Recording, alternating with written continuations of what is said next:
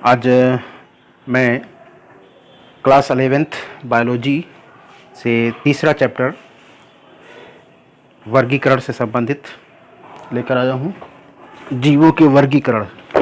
इसमें आप लोग देखेंगे, सीखेंगे कि जीव जगत का वर्गीकरण कैसे होता है, जीव जगत के वर्गीकरण के फ़ायदे क्या हैं, क्यों ये आवश्यक है, और ख़ास करके इसमें आपके सिलेबस में 3 जगत के प्रमुख लक्षण और उनके वर्गीकरण को समझना है, पढ़ना है। मोनेरा जगत, प्रोटिस्टा जगत और फंजाई जगत। तो ये देख रहे हैं, ये एक फंजाई जगत, जिसे एक फंजाई कवक बोलते हैं, कवक जगत के फिगर के माध्यम से आप इसके समझ पाएंगे। ये कवक बरसात के दिनों में बहुत ज़्यादा ये ग्रो करते हैं। ये देखिए, इस तरह से ये फंजाई जगत के हैं। इस फिगर के माध्यम से आप पहचान सकते हैं। ये भी छोटे छोटे बरसात में जहाँ नमी होती है, इस तरह से फंजाई फंगस ये उगते हैं। ये प्रोटिस्टा, किंगडम प्रोटिस्टा जगत, इसमें यूग्लिना देख रहे हैं, ठीक है, और शैवाल देख रहे हैं, क्लेमाइडोमोनास, पैरामीशियम, बहुत सारे डिफरेंट है। प्रोटोजोआ से संबंधित प्रोटिस्टा जगत के एनिमल्स, जंतु। ये बैक्टीरिया, मोनेरा जगत में सभी बैक्टीरिया आ जाते हैं, प्रोकैरियोटिक बैक्टीरिया। अभी तक ये जो देखा आपने फंजाई और प्रोटिस्टा, ये यूकैरियोटिक होते हैं, लेकिन ये बैक्टीरिया जो मोनेरा जगत में रखा गया है, इसको प्रोकैरियोटिक में रखा गया है। ये एक बैक्टीरिया का फिगर, बाहरी, आउटर और अंदरूनी, ये डिफरेंट इसको हम आपको बताएंगे डिटेल में। ये कई बैक्टीरिया किस तरह से हैं, ये फिगर, इस तरह से बैक्टीरिया होते हैं। इसको आप लोग फिगर के माध्यम से सीख पाएंगे। ये पूरे देखो मोनेरा जगत के सब हैं, सारे मोनेरा जगत के माइक्रो ऑर्गेनिज्म हैं। इस तरह से तीनों जगत के बारे में पढ़ेंगे। वैसे 5 जगत सिस्टम को पढ़ना है, लेकिन 3 जगत के लिए विशेष रूप से। तो 3 जगत आपने देखा, मोनेरा जगत, मोनेरा किंगडम, इसके अलावा आपने देखा प्रोटिस्टा, और तीसरा फंजाई। आगे 2 जगत है, वो एनिमल जंतु जगत, और एक है प्लांटी वनस्पति जगत। तो प्लांटी वनस्पति जगत में सभी पेड़ पौधे आ जाते हैं, और एनिमल में सभी जानवर आ जाते हैं। तो इसको आप लोग जानते ही हो। तो चलो शुरू करते हैं। जीव जगत का वर्गीकरण, क्लासिफिकेशन ऑफ लिविंग ऑर्गेनिज्म। पहले तो होता है क्लासिफिकेशन की परिभाषा क्या है। संपूर्ण जीव जगत का सुचारू रूप से अध्ययन करने के लिए जीवों की सभी जातियों को उनके समान तथा विषम लक्षणों के आधार पर अलग अलग समूहों में या वर्गों में रखना वर्गीकरण कहलाता है। मुख्य रूप से अलग अलग प्रकार के जीव जंतु पौधे पाए जाते हैं, उनको अध्ययन की सुविधा, ताकि इतने जंतुओं को याद करना या उनके लक्षण को पहचानना बहुत मुश्किल काम है, असंभव है। तो अब कुछ मिलते जुलते लक्षण को एक वर्ग में रख देना, एक समूह में रख देना बना करके, यही वर्गीकरण है। वर्गीकरण मतलब अलग अलग रखना, अलग अलग करना। भाई ये एक जैसे दिखते हैं, इनको एक तरफ कर दो। ये एक जैसे दिखते हैं, पक्षियाँ सब उड़ने वाली है, तो उनको पक्षी वर्ग में रख दिया गया। रीढ़ की हड्डी जिसमें पाई जाती है वर्टिब्रेटा में। तो इस तरह से अलग अलग समूह वर्गों में रखा गया है, और यही प्रक्रिया जो है वर्गीकरण कहलाता है। ठीक, अब वर्गीकरण की आवश्यकता क्यों है, क्या ज़रूरत पड़ी थी हमें वर्गीकरण करने की? तो इसकी आवश्यकता, ये देखो, बहुत ही आवश्यकता होती है। प्रमुख कारण है उस आवश्यकता के लिए। नंबर 1 तो अध्ययन की सुविधा। वर्गीकरण से अध्ययन की सुविधा बहुत आसान हो जाती है। संसार में जंतु तथा पेड़ पौधों की लाखों जातियाँ ज्ञात हैं, इन सभी के साथ अध्ययन कठिन है। अतः इन्हें अध्ययन की सुविधा हेतु समान लक्षणों के आधार पर विभिन्न वर्गों में वर्गीकृत किया जाता है। एक वर्ग विशेष के लक्षणों का अध्ययन करने पर उसके अंतर्गत आने वाले सभी जंतुओं एवं पौधों के विषय में जानकारी मिल जाती है। तो अध्ययन की सुविधा होती है, इसलिए इसको वर्गीकृत किया जाता है। दूसरा कारण क्या है अध्ययन वर्गीकरण की आवश्यकता? दूसरा में जैव विकास का प्रमाण, जो विकास हुआ है एक कोशिकी से, आज बड़े बड़े जंतु डायनासोर तक, अब तो इंस्टिंक्ट हो गए हैं, वो उनका पतन हो गया है, लेकिन मानव तक ये जैव विकास का ही परिणाम है। तो जैव विकास का प्रमाण मिलता है, ठीक है, एविडेंस, सबूत मिलता है। जीवों का वर्गीकरण जैव विकास का प्रमुख प्रमाण है। यदि जंतु जगत के वर्गीकरण को एक साथ प्रदर्शित किया जाए तो सरलतम रचना वाले जंतुओं से जटिल रचना वाले जंतुओं को क्रमिक विकास स्पष्ट देखा जा सकता है। तीसरा आवश्यकता क्या है? नए जीवों की खोज। जाति वृत्ति, फाइलोजेनेटिक ढंग से किए गए वर्गीकरण में कहीं कहीं पर अज्ञात जीवों की कमी दिखाई देती है। अतः इस आधार पर जीव वैज्ञानिक नए जीवों की खोज में निरंतर प्रयत्नशील रहते हैं। जो कमी होती है उसकी पूर्ति करने के लिए वैज्ञानिक हमेशा खोजते रहते हैं। फाइलोजेनेटिक का मतलब उनके रिलेशन से संबंधित होता है कि इसके पूर्वज कौन रहे होंगे, वो पूर्वजों का संबंध देखा जाता है। अगर कोई पूर्वज का संबंध नहीं मिल रहा है तो खोजा जाता है कि इसका कोई न कोई पूर्वज तो रहा होगा, उसका पता करते हैं। इस तरह से वैज्ञानिक हमेशा नए जीवों की खोज में लगे रहते हैं।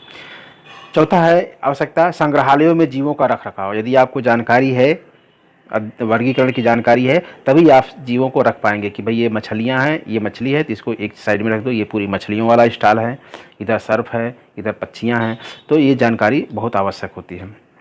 वर्गीकरण के आधार पर ही विभिन्न जंतु तथा वानस्पतिक संग्रहालयों में दुर्लभ जंतुओं अथवा पौधों के प्रारूप सुव्यवस्थित ढंग से रखे जाते हैं। पांचवा आवश्यकता क्या है, अनुकूलन का ज्ञान, नॉलेज ऑफ एडाप्टेशन। वर्गीकरण से जीवों के अनुकूलन के विषय में भी पता चलता है। किसी विशेष वातावरण में पाए जाने वाले जीवों जैसे कीट, शैवाल, कवक के आकार व अंगों में समानता होती है। अनुकूलन का मतलब होता है कौन सा जीव किस ठंडे प्रदेश में, गर्म प्रदेश में किस जली है और कि किस टाइप का ये पेड़ों पे रहने वाले हैं, तो उनके शरीर पे उस तरह का अनुकूलन हो जाता है। तो ये पता चल जाता है कि ये जंतु किस ठंडे गर्म पेड़ों पर रहने वाले, बिलों में रहने वाले किस प्रकार के हैं, वो उनके शरीर से पता चल जाता है, वही अनुकूलन होता है। अब वर्गीकरण की पद्धति, सिस्टम्स ऑफ क्लासिफिकेशन देख लीजिए। ये जो सिस्टम्स ऑफ क्लासिफिकेशन है ये आपके कोर्स से हटा दिया गया। उसमें कृत्रिम पद्धति, नेचुरल पद्धति और फाइलोजेनेटिक है, ये कोर्स में नहीं है। नया सिलेबस जो उत्तर प्रदेश सरकार ने 30% सिलेबस को कम कर दिया है, अब आपको 70% ही सिलेबस पढ़ना है, तो इसलिए हमने उसको नहीं लिया। 5 जगत पद्धति को आपको पढ़ना है। 5 जगत पद्धति यानी 5 किंगडम सिस्टम, इसको वैज्ञानिक थे अमेरिका के वैज्ञानिक R.H. व्हाइटेकर ने 1969 में इस पद्धति को दिया था। इन्होंने जीवधारियों को 5 जगतों में वर्गीकृत किया और इस वर्गीकरण करने का जो आधार था वो निम्नलिखित लक्षणों के पर उन्होंने निर्णय लिया था। जैसे इन्होंने कोशिका की संरचना का आधार बनाया, शरीर की संरचना को आधार बनाया, जीवों के जीवन की दशा जो लाइफ स्टाइल है उसको उन्होंने आधार बनाया, जाति वृत्ति संबंध फाइलोजेनेटिक रिलेशनशिप का आधार बनाया। इस आधार पर उन्होंने समस्त सजीवों, पेड़ पौधे, छोटे बड़े, छोटे छोटे बैक्टीरिया, वायरस, मतलब जो भी हैं सब उनको 5 जगत, एक एक जगत में रख करके कहा कि ये 5 जगत के में सभी जंतु, वनस्पति, जितने भी इस जीव हैं, इस धरती पर जीव हैं, चाहे पेड़ पौधे चाहे, वो इन्हीं 5 जगत में सब आ जाते हैं। तो इससे अध्ययन की सुविधा में आसानी होती है। तो कोशिका की संरचना ये जानते हैं। कोशिका की संरचना क्या है कि कोशिकाएं 2 प्रकार की होती हैं, जिन्हें प्रोकैरियोटिक कोशिका और दूसरा यूकैरियोटिक कोशिका कहते हैं। प्रोकैरियोटिक कोशिका में केंद्रक की संरचना और केंद्रक की संरचना पूरी तरह से कंप्लीट नहीं होती, अधूरी होती है, यानी केंद्रक झिल्ली, केंद्रक मेम्ब्रेन नहीं पाई जाती है, बिना मेम्ब्रेन की होती है, विदाउट मेम्ब्रेन केंद्रक होता है। कोशिका अंगों जो माइटोकॉन्ड्रिया, गाल्जी बॉडी और एंडोप्लाज्मिक रेटिकुलम, राइबोसोम, लाइसोसोम, ये सब जो होते हैं उनकी अनुपस्थिति होती है, वो नहीं पाए जाते हैं। राइबोसोम से पाया जाता है, वो भी 70S पाया जाता है। तो ये प्रोकैरियोटिक का मैं बता रहा हूँ। प्रोकैरियोटिक कोशिका में आभासी केंद्रक होता है, कोशिका अंगों का अभाव और केवल 70S राइबोसोम होते हैं, जबकि यूकैरियोटिक कोशिका में वास्तविक केंद्रक, ट्रू न्यूक्लियस यानी कि केंद्रक झिल्ली, न्यूक्लियर मेम्ब्रेन पाया जाता है। सभी कोशिकांग पाए जाते हैं, जैसे mitochondria, गाल्जी body, endoplasmic reticulum, lysosome, ribosome, ये सभी कोशिकांग उसमें पाए जाते हैं। और राइबोसोम 70S के साथ साथ 80S भी पाया जाता है।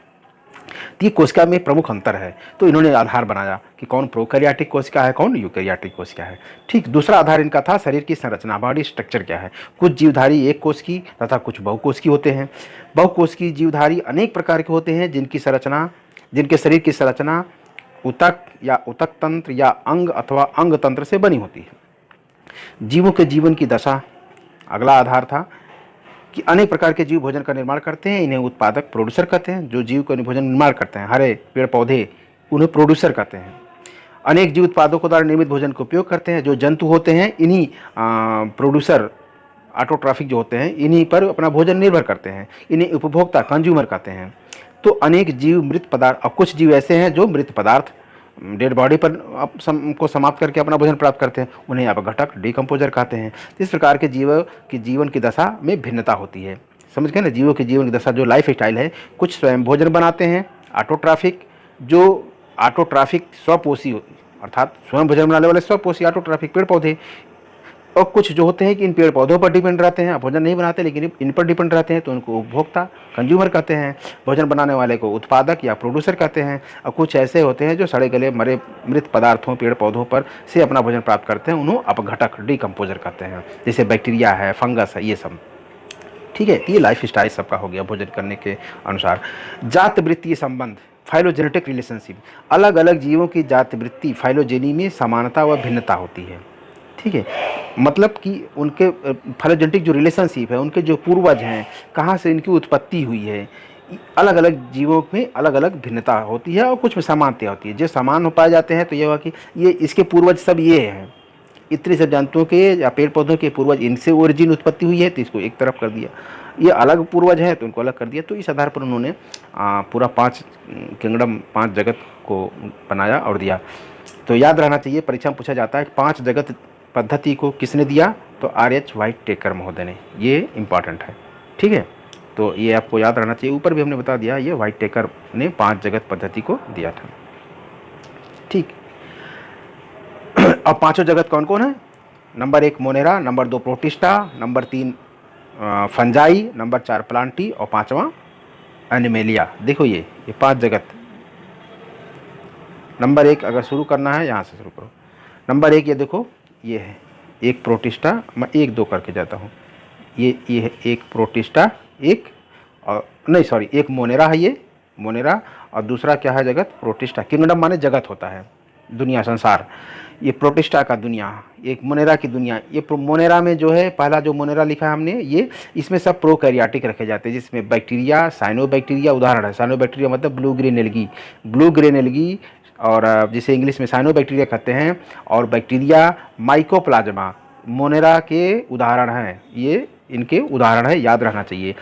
फिर से बता दे रहा हूँ, बैक्टीरिया, साइनोबैक्टीरिया और माइकोप्लाज्मा ये मोनेरक हैं। इसके अलावा सब जितने हैं सब यूकैरियोटिक हैं, और प्रोकैरियोटिक सिर्फ मोनेरा में ही रखा जाता है। प्रोकैरियोटिक कोशिका के बने होते हैं मोनेरा जगत के सभी प्राणी, सभी सजीव, इसलिए इनको मोनेरा जगत में रखा गया है।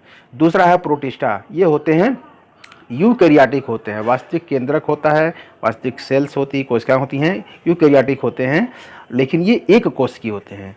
ये प्रोटिस्टा क्या है? एक कोश की यूकैरियोटिक। ठीक, तीसरा देखिए, अब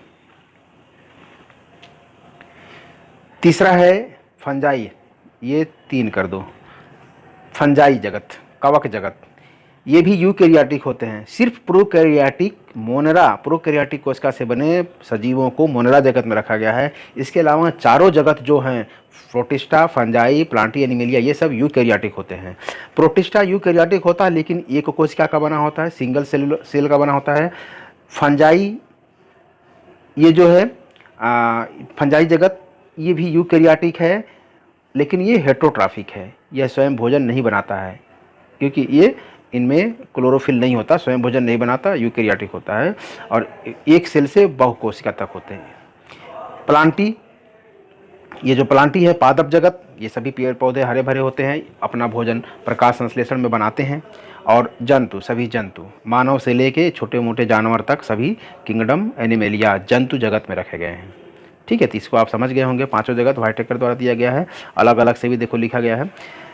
जगत मोनेरा किंग, इन जीवधारियों में एक कोश की, इसको इंपॉर्टेंट है, ये एक कोश की, ठीक, एक कोश की प्रोकैरियोटिक कोशिका होती है, आरंभिक केंद्रक होता है। इनके केंद्रक को आरंभिक केंद्रक बोलते हैं।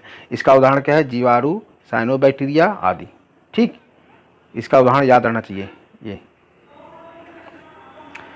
ये डिफरेंट प्रकार के देखो ये जंतु हैं, हमने फिगर के माध्यम से भी दिखा दिया आपको, और ये उदाहरण हो गए। ठीक, अगला जगत, जगत प्रोटिस्टा या प्रोटेक्टिस्टा।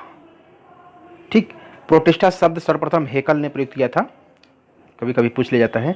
ये एक कोश की अथवा कुछ कॉलोनियल समूह में रहने वाले होते हैं। एक कोश की सिंगल सेल के बने होते हैं, या सिंगल सेल कई साथ एक साथ रहते हैं तो कॉलोनी उसे बोलते हैं, मंडली में, समूह में रहते हैं।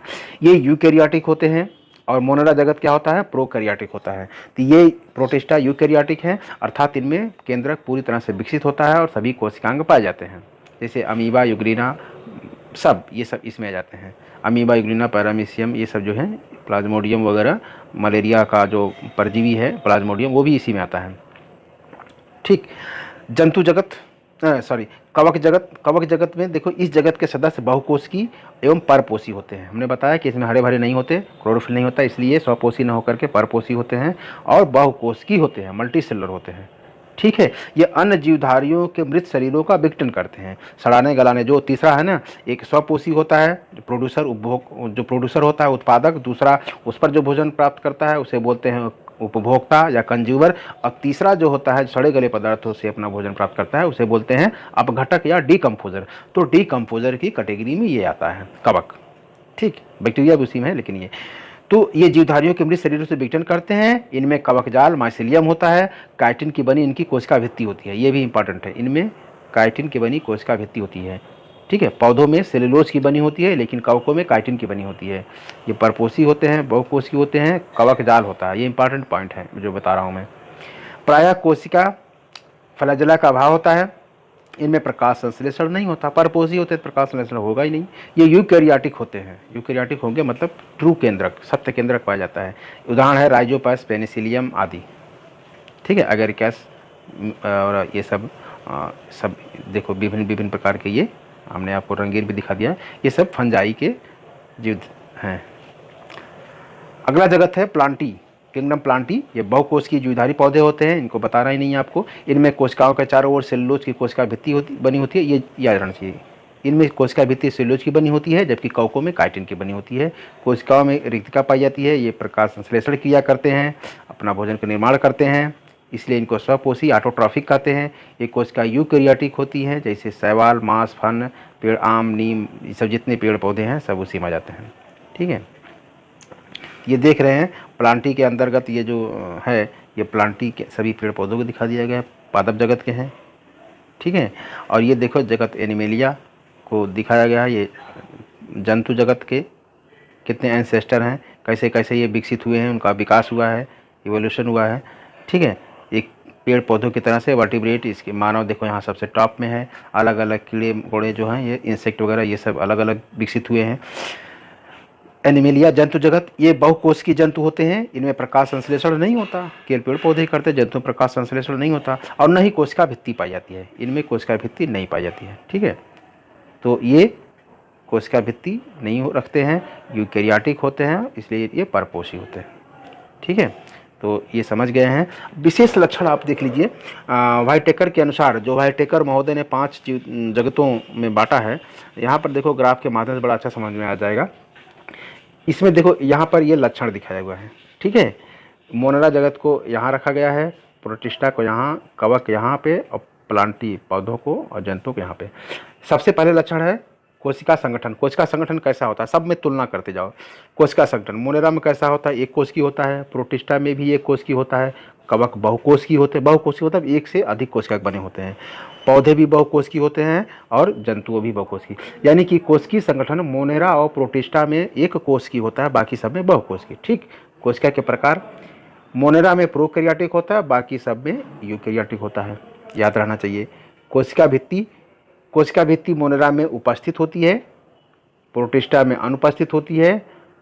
ठीक, कवक में उपस्थित होती है, पौधों में भी उपस्थित होती है, और एनिमेलिया में अनुपस्थित होती है। यानी कि कोशिका भित्ति प्रोटिस्टा में और एनिमेलिया में, जंतु जगत में अनुपस्थित, एब्सेंट होता है, बाकी में पाया जाता है। मोनेरा में पाया जाएगा, कवक में पाया जाएगा, पौधों में पाया जाएगा। ठीक, केंद्रक कला, न्यूक्लियर मेम्ब्रेन, केंद्रक कला जाहिर सी बात है, प्रोकैरियोटिक में केंद्रक कला अनुपस्थित होगा, बाकी सब में पाया जाएगा। तो चूंकि केंद्रक कला, ट्रू न्यूक्लियस मोनेरा को छोड़कर बाकी सभी जगह पर पाया जाता है, यूकैरियोटिक कोशिकाएं हैं, इसलिए सब में केंद्रक कला पाया जाएगा, सिर्फ मोनेरा जगत में नहीं पाया जाएगा। माइटोकॉन्ड्रिया तथा दूसरे कोशिकांग, जितने भी कोशिकांग हमने बता दिया आपको, प्रोकैरियोटिक कोशिका में ये सब नहीं पाए जाते हैं, बाकी यूकैरियोटिक कोशिका में सभी कोशिकांग पाए जाते हैं। प्रकाश संश्लेषण की क्रिया किस में होगा, देखो मोनेरा जगत के कुछ में होता है, सब में नहीं होता। प्रोटिस्टा में भी कुछ में होता है, जैसे यूग्लिना वगैरह है, इसमें कुछ में होता है। कवक में बिल्कुल नहीं होता, पौधों में प्रकाश संश्लेषण क्रिया होती ही है, जंतुओं में नहीं होता। तो प्रकाश संश्लेषण की क्रिया पौधों में तो 100% होती है। कुछ मोनेरा जगत के बैक्टीरिया हैं और कुछ प्रोटिस्टा हैं उसमें, जो कि कुछ में होता है, सब में नहीं। लोकोमोशन कैसे चलते हैं, कुछ में उपस्थित होता है लोकोमोशन, कुछ नहीं होते हैं। प्रोटिस्टा में भी कुछ उपस्थित होता है, और कवक तो एकदम से अनुपस्थित होता है, पौधे एकदम एब्सेंट होते हैं, जंतु उपस्थित होता है। लोकोमोशन जंतुओं में होता है, वो एक स्थान से दूसरे स्थान पे बड़े आराम से आ जा सकते हैं। ठीक है, प्रजनन मोनेरा जगत में अलैंगिक प्रायः द्विविखंडन द्वारा होता है। ये इंपॉर्टेंट है, ये इंपॉर्टेंट लक्षण है। अलैंगिक प्रायः द्विविखंडन द्वारा होता है, ठीक है। फंजाई में प्रोटिस्टा में लैंगिक जनन होगा, अलैंगिक भी जनन होगा और कभी कभी दोनों प्रकार का भी होता है। यानी कि जो प्रोटिस्टा जगत है उसमें लैंगिक अलैंगिक दोनों होता है, कभी कभी दोनों होते हैं एक ही जंतु में। और मोनेरा जगत में अलैंगिक होगा और ज़्यादातर द्विविखंडन, यानी कि एक शरीर पूरा जो है कि दो भागों में बढ़ जाता है, उसे द्विविखंडन बोलते हैं। इसके बाद फंजाई में लैंगिक जनन तथा अलैंगिक जनन चक्र होता है। पौधों में भी लैंगिक और अलैंगिक दोनों प्रकार होता है और जंतुओं में लैंगिक होता है, अलैंगिक नहीं होता प्रायः अक्सर, ठीक है। उदाहरण देख लीजिए, मोनेरा जगत का उदाहरण है जीवाणु बैक्टीरिया तथा नील हरित शैवाल, इसी को बोलते हैं ब्लू ग्रीन एल्गी या इंग्लिश में साइनोबैक्टीरिया। प्रोटिस्टा में अमीबा, यूग्लिना, डाइटम्स वगैरह उदाहरण हैं। फंजाई में राइजोपस, यीस्ट, पेनिसिलियम, एगेरिकस, ये सब बहुत सारे हैं, ठीक है। और प्लांटी में शैवाल होगा, मांस, फर्न, बीज, पौधे जितने आम, नीम, बबूल ये सब पाए जाते हैं वो होंगे। और जंतुओं में जान रहे हैं कुत्ता, बिल्ली, स्पंज, मोलस्का, सरीसृप, स्तनधारी जंतु ये सब होते हैं, ठीक। ये आप समझ गए होंगे। 5 जगत की विशेषताएं क्या हैं। जो व्हाइटेकर मोहतो ने 5 जगत में सभी जीवधारियों को रखा, उसकी विशेषताएं क्या है। Merits of 5 kingdom system. Number 1, prokaryote को अन्य एक कोशिकीय जीवधारियों से कोशिका रचना व प्रजनन में भिन्न होने के कारण पृथक जगत मोनेरा में रखा गया है। सही बात है। दूसरा, यह पद्धति प्रारंभिक जीवों से पौधों व जंतुओं के क्रमिक विकास को प्राकृतिक रूप से प्रदर्शित करती है। उनका कैसे विकास हुआ है इसको ये प्राकृतिक नेचुरल रूप से दिखाती है, ठीक है। तीसरा, कुछ जीव जैसे क्लैमाइडोमोनास, यूग्लिना ये सब क्या है, ये एक कोशिकीय होते हैं। आदि एक कोशिकीय जंतु वो पौधों में मध्यस्थ इंटरमीडिएट समझे जाते हैं। जैसे इन्हें वनस्पति व जंतु दोनों का अंतर रखा जाता है, ठीक है। व्हाइटेकर इन मध्यस्थ जीवों को जगत प्रोटिस्टा में रखकर यह कन्फ्यूजन की स्थिति समाप्त कर दी। कहने का मतलब कि क्लैमाइडोमोनास और यूग्लिना को पौधों में भी रखा जाता था और इसको कुछ वैज्ञानिक जंतुओं में भी रखते थे, जंतुओं में भी वर्गीकरण करते थे। तो यह जो कन्फ्यूजन था, लोग समझते थे कि पौधा माना जाए कि इसको जंतु माना जाए, तो व्हाइटेकर ने क्या किया कि इसको एक अलग जगत बना दिया, प्रोटिस्टा जगत। एक कोशिकीय यूकैरियोटिक को इन्होंने प्रोटिस्टा में कर दिया कि ये भाई एक कोशिका के बने होते हैं और यूकैरियोटिक है, इसको प्रोटिस्टा में रख देते हैं। तो सारा कन्फ्यूजन खत्म हो गया। वनस्पतियों ने जो अपने में रखते थे कि हमारे वनस्पति को मिलते हैं, जंतु वाले वैज्ञानिक कहते थे नहीं ये जंतु है, तो इन्होंने सब ये झगड़ा खत्म कर दिया, कन्फ्यूजन। कवक, कार्यकी और जैव रसायन की दृष्टि से अन्य सभी पौधों से भिन्न, अतः इसको अलग रखा गया क्योंकि ये पौधे जैसे कैटेगरी होती है, ये जंतु नहीं होते हैं तो पौधे जैसे, लेकिन ये इनमें प्रकाश संश्लेषण की क्रिया नहीं होती क्योंकि क्लोरोफिल क्लोरोप्लास्ट नहीं होता, पौधों से अलग होते, इसलिए इसको अलग कर दिया। भाई ये पौधे जैसे तो मिलते हो लेकिन प्रकाश संश्लेषण करते नहीं, इसलिए चलो तुम्हें अलग कर देते हैं, ठीक है। कुछ कमियां क्या हैं, ये तो इनकी अच्छाइयाँ थी इतनी। कमियां क्या, कमियां ये हैं कि यह पद्धति सभी जीवों की जातिवृत्ति संबंध नहीं दर्शाती। सभी जीवों की जातिवृत्ति, उनके पूर्वजों के रिलेशनशिप जो वो नहीं दर्शाती है। इस पद्धति में शैवालों को 3 पृथक जगत में रखा गया, जो सबसे बड़ी कमी है, याद रहना चाहिए। शैवालों को 3 पृथक में रखा गया। इसको नील हरित शैवाल को मोनेरा में रख दिया, ठीक है। जो ब्लू ग्रीन एल्गी है मोनेरा जगत में रख दिया क्योंकि प्रोकैरियोटिक कोशिका होती थी इसलिए मोनेरा में रख दिया, है शैवाल मोनेरा में रख दिया। एक कोश की शैवालों को प्रोटिस्टा में रख दिया। अब जो प्रोकैरियोटिक नहीं है, यूकैरियोटिक हैं लेकिन एक ही कोशिका के बने हैं, तो उनको प्रोटिस्टा में रख दिया। तो कुछ शैवाल मोनेरा जगत में चले गए, कुछ शैवाल प्रोटिस्टा जगत में चले गए एक कोश की।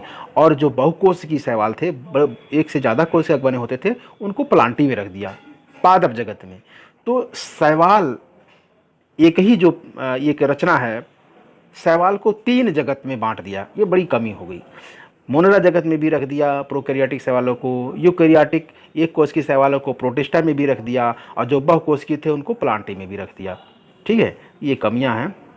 तीसरी कमी क्या है कि इन्होंने, व्हाइटेकर ने कोशिकीय संरचना, शारीरिक संगठन एवं पोषण में विविधता को वर्गीकरण का आधार बनाया, फिर भी इसमें अनेक अपवाद है। जैसे मोनेरा व प्रोटिस्टा दोनों जगतों में भित्तियुक्त व भित्ति विहीन प्रकाश संश्लेषी व अप्रकाश संश्लेषी जीवधारी आते हैं। इसी प्रकार यीस्ट यद्यपि एक कोशिकीय है परंतु इसे बहुकोशिकीय कवकों में भी रखा गया है। तो ये कुछ अपवाद हैं, कुछ कमियां हैं। एक कोश की अगर प्रोटिस्टा बनाए थे तो आप उसमें रख देते, ये भी यूकेरियोटिक था, एक कोश की था, आप इसको प्रोटिस्टा में रख सकते थे, लेकिन इन्होंने कवक में रखा क्योंकि कवकों से भी लक्षण मिलते थे। तो ये कुछ कमियां हैं, अपवाद हैं। खैर, आप जानते रहिए। अब आपके कोर्स में डोमन पद्धति है। डोमेन पद्धति सब वर्गीकरण से संबंधित है, जीवों के अध्ययन से संबंधित है। डोमन पद्धति को कार्ल वुज नाम के एक मॉलिक्यूलर इवोल्यूशनिस्ट थे, नाम के अणु विकासविद थे, उन्होंने अपने सहयोगियों के साथ मिलकर के लगभग 1990 में विभिन्न कोशिकाओं की आनुवंशिक जेनेटिक संरचना का तुलनात्मक अध्ययन करके ज्ञात किया था कि किस प्रकार से 6 जगत, अभी तक 5 जगत आपने देखा, 6वां जगत में आपको बताता हूँ, आपस में संबंधित हैं। उन्होंने वर्गीकरण में जगत के से ऊपर एक अलग वर्ग की श्रेणी बनाई जिसे डोमेन रखा, जिन्हीं जगत से भी ऊपर एक अलग टॉप श्रेणी बनाई, उसको उन्होंने कहा यह डोमेन है। ठीक है। डोमेन होते क्या हैं? डोमेन वास्तव में समान जगतों का समूह है जो उन कोशिकाओं की विशेषता दर्शाता है जिससे प्राणी बना है। ठीक, वास्तव में समान जगतों का वह समूह है जो उन कोशिकाओं की विशेषता को दर्शाता है जिससे प्राणी बना है। ठीक है। तो ये चीज़ें हैं। इन्होंने कहा कि जो बैक्टीरिया हैं, कार्ल वुज जो अध्ययन किया, निष्कर्ष निकाला, अपने प्रयोगों के आधार पे, अध्ययन के आधार पर निष्कर्ष निकाला कि प्रोकैरियोट्स को 2 समूहों में रखा जा सकता है। प्रोकैरियोट्स जो मोनेरा जगत बना था, उन्होंने कहा कि 2 समूह को रखा जा सकता है, जो कि उसमें काफ़ी भिन्नता होती है। एक समूह है बैक्टीरिया और दूसरा आर्की। ये आर्की भी बैक्टीरिया है, मतलब सबसे प्राचीनतम बैक्टीरिया। आर्की मतलब सबसे प्राचीनतम। जब इस धरती की उत्पत्ति हुई है, इस पृथ्वी की उत्पत्ति है, तो उस समय अगर कोई जीव आया तो आर्की बैक्टीरिया आए हैं। ये दोनों समूह एक दूसरे से इतने ही भिन्न होते हैं जितने कि यूकैरियोटिक कोशिकाओं से। ठीक है। तो इनमें अंतर होता है। इस आधार पर उन्होंने किया, डीएनए जीन अनुक्रम के आधार पर वुज ने 6 जगतों को 3 मुख्य समूहों में एकत्रित किया जिन्हें डोमेन कहते हैं। 3 डोमेन मतलब डीएनए जीन अनुक्रम के आधार पर वुज ने जगतों को 3 मुख्य समूहों में एकत्रित किया और उन्हीं का नाम उन्होंने कह दिया ये डोमेन है। जीव जगत के 3 डोमेन जो आपके कोर्स में है, पढ़ना है। 3 डोमेन कौन कौन है? जीव जगत के 3 डोमेन निम्नलिखित हैं। इसे जीवन वृक्ष के नाम से भी जाना जाता है, तो याद रहना चाहिए। जीवन वृक्ष यानी जीवन के जो 3 डोमेन हैं उनको जीवन वृक्ष कहा जाता है। जैसे देखिए ये 3 डोमेन, यहाँ पे एक डोमेन ये, दूसरा ये, तीसरा ये। ठीक। इन्होंने कहा कि फर्स्ट ये डोमेन बैक्टीरिया, दूसरा डोमेन आर्की, ठीक है, और ये तीसरा है यूकेरिया। तो बैक्टीरिया और आर्की दोनों में प्रोकैरियोटिक होते हैं। ये देखो यहाँ दिखाया है, ये प्रोकैरियोटिक। ठीक है। ये क्या है? ये प्रोकैरियोटिक है। देख रहे हो ना, ये लिखा है यहाँ पे प्रोकैरियोटिक। तो डोमेन बैक्टीरिया और डोमेन आर्किया ये प्रोकैरियोटिक कोशिका के बने होते हैं। बहुत प्राचीनतम मिथेनोजन, मीथेन गैस का उत्पादन करते हैं, मिथेनोजन होते हैं। हाइपरथर्मोफिलस, बहुत ही high degree centigrade, 80 degree centigrade से भी अधिक तापमान पर ये जिंदा रहते हैं। ठीक है। एक्सटर्नल हेलोफाइल, एक्सटर्नल हेलोफाइल मतलब ये नमक, जहाँ बहुत ज़्यादा साल्टी मिट्टी है, साल्टी इनका परिवेश है, हैबिटेट है, वहाँ भी ये जीवित रहते हैं, जहाँ पर कि कोई जीव नहीं जिंदा रह सकता बहुत ज़्यादा टेम्परेचर में। उसी तरह से डोमेन बैक्टीरिया जो है ये प्रोटियो बैक्टीरिया है, पुराने हैं, ग्राम पॉजिटिव बैक्टीरिया है, जैसे माइटोकॉन्ड्रिया। साइनो बैक्टीरिया जो ब्लू ग्रीन एल्गी है वो क्लोरोप्लास्ट भी पाया जाता है साइनो बैक्टीरिया में। और हाइपरथर्मोफाइलस ये भी बहुत ज़्यादा टेम्परेचर में जीवित रहते हैं। इसके बाद डोमेन जो यूकेरिया है, ठीक है, ये डोमेन जो यूकेरिया है इसमें सभी यूकेरियोटिक सदस्य होते हैं। इस यूकेरियोटिक में इसमें यूकेरियोटिक जो होते हैं डोमेन में, इनको 3 भागों में बांट दिया गया है। एनिमल्स को कर दिया गया भाई यूकेरियोटिक है, सभी जंतु जगत को, एनिमल्स किंगडम, जंतु जगत किंगडम, फंजाई जगत और प्लांटी जगत। तो यूकेरिया में 3 जगत हो गए। ठीक है। यूकेरिया में 3 जगत हो गए। कौन कौन? ये यूकेरियोटिक के बने होते हैं। कौन कौन हो गए? एनिमल्स, फंजाई और प्लांटी। ठीक है। और इसी में एक आता है प्रोटिस्टा। ये तो 4 जगत ये जो होते हैं सब यूकेरियोटिक के बने होते हैं। 4 जगत, एक ये प्रोटिस्टा जगत, एनिमल्स को, फंजाई को, प्लांटी को, ये सब कितने होते हैं? यूकेरियोटिक। तो 4 जगत यूकेरियोटिक हो गए, 5वां जगत आर्की हो गया और 6वां जगत ये बैक्टीरिया हो गया। तो ये 6 जगतों को मिला करके कार्ल वुज ने 3 डोमेन का नाम दिया। और 3 डोमेन कौन है?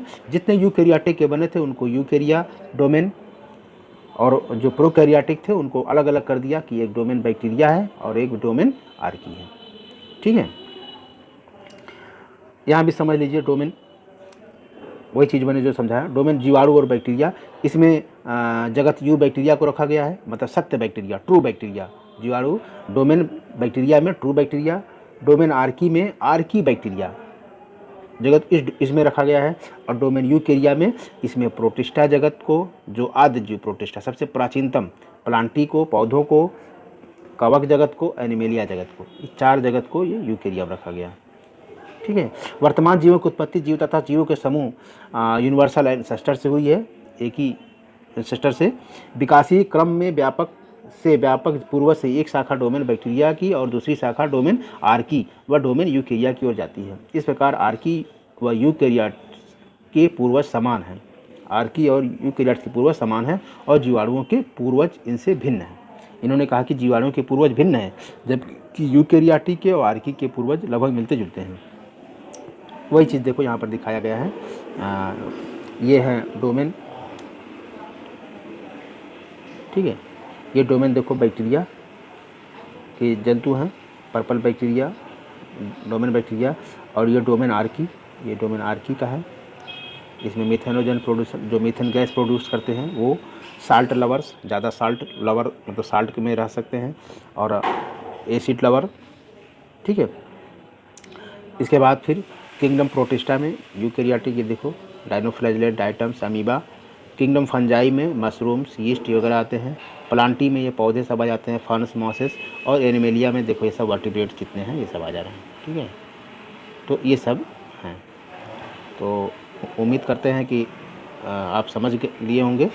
और देखिए यूनिवर्सल एंसेस्टर, यहाँ पे यूनिवर्सल एंसेस्टर दिखा दिया है कि ये बैक्टीरिया, ठीक है, यूनिवर्सल एंसेस्टर क्या, तीनों का, इसका भी है, ठीक है, इसका भी है और इसका भी है। ठीक, ये एक ही से सब विकसित हुए हैं। अब देखिए डोमेन के कुछ लक्षणों में तुलनात्मक अध्ययन किया जाता है जब, तो क्या निकलता है, 3, ये जीवाणु bacteria domain, Archie bacteria domain और यूकेरिया बैक्टीरिया डोमेन में लक्षण क्या है। देखो यहाँ पर कोशिका लक्षण को, पेप्टाइडोग्लाइकन, कोशिका भित्ति में एक पदार्थ है, ये रसायन है, पेप्टाइडोग्लाइकन, इंपॉर्टेंट है, कोशिका भित्ति में पाया जाता है। किसके किसके पाया जाएगा, जीवाणु में होता है, आर्की में नहीं होता और यूकेरिया में नहीं होता। तो पेप्टाइडोग्लाइकन सिर्फ आर्की बैक्टीरिया डोमेन में पाया जाता है और आर्की में, यूकेरिया में नहीं पाया जाता। दूसरा लक्षण क्या है, कोशिका कला लिपिड्स, साइटोप्लाज्मिक मेम्ब्रेन लिपिड किस में होता है। देखो जीवाणु वाले में यानी बैक्टीरिया में वसा अम्ल ग्लिसरॉल से एस्टर बंध द्वारा जुड़े होते हैं। आर्की में हाइड्रोकार्बन वसा अम्ल नहीं होता, ग्लिसरॉल से ईथर बंध द्वारा जुड़े होते हैं। यहाँ पर देखो एस्टर बंध से जुड़े होते हैं, यहाँ पर ईथर बंध से जुड़े होते हैं। यहाँ पर हाइड्रोकार्बन होता है, यहाँ पर वसा अम्ल ग्लिसरॉल से। और यूकेरिया में वसा अम्ल ग्लिसरॉल से एस्टर बंध द्वारा जुड़े होते हैं। तो एस्टर बंध यहाँ पर पाया जा रहा है यूकेरिया में और जीवाणु में, और ईथर बंध जो है कि आर्की में।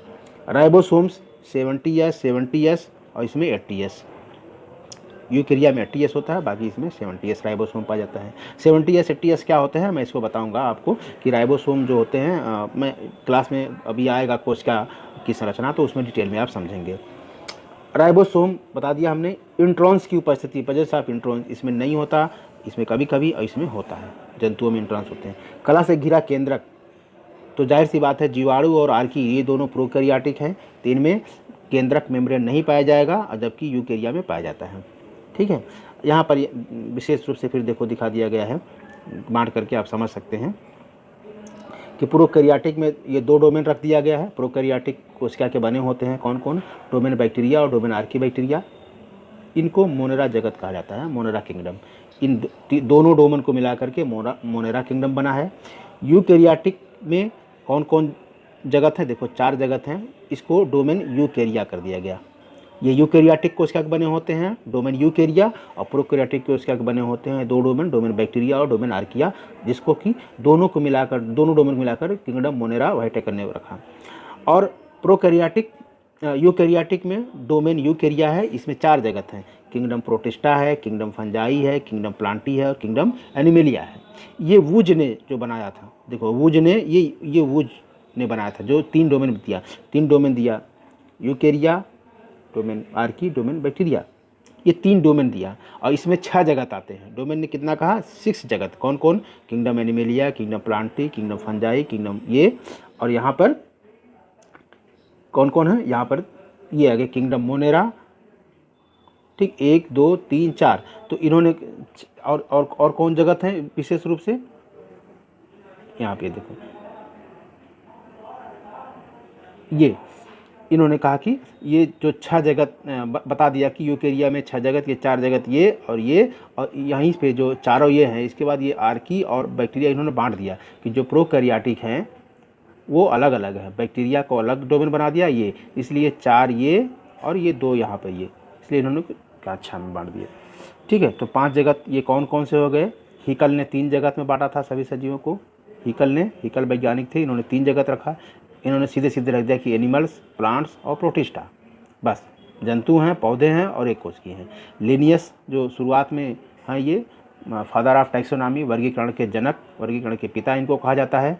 तो प्लांट्स में रखा और जंतु में रखा, बस जंतु हैं, प्राणी हैं और पौधे हैं, 2 ही रखा। लेकिन आगे चल कर के हिकल ने कहा नहीं, प्रोटिस्टा एक कोश की भी हैं, 3 में जगत में रख दिया। और वाइट टेकर जब आए, वाइट टेकर ने कहा नहीं, 5 जगत हैं, 5 जगत हैं। ठीक है, और जब वूज आए तो इन्होंने इसके ऊपर 5 जगत के ऊपर 3 डोमेन बना दिया, 3 डोमेन बना दिया, एक ये हमने बता दिया बाद में। ठीक है, तो ये आज का चैप्टर समाप्त हुआ, उम्मीद करते समझ गए होंगे। इस वर्गीकरण की एक चीज़ याद करिएगा, वर्गीकरण के जनक, फादर ऑफ टैक्सोनॉमी, लिनियस को कहा जाता है। यही लिनियस हैं जो फादर ऑफ टैक्सोनॉमी, इन्होंने वर्गीकरण की शुरुआत की थी। ठीक है, ओके, थैंक यू।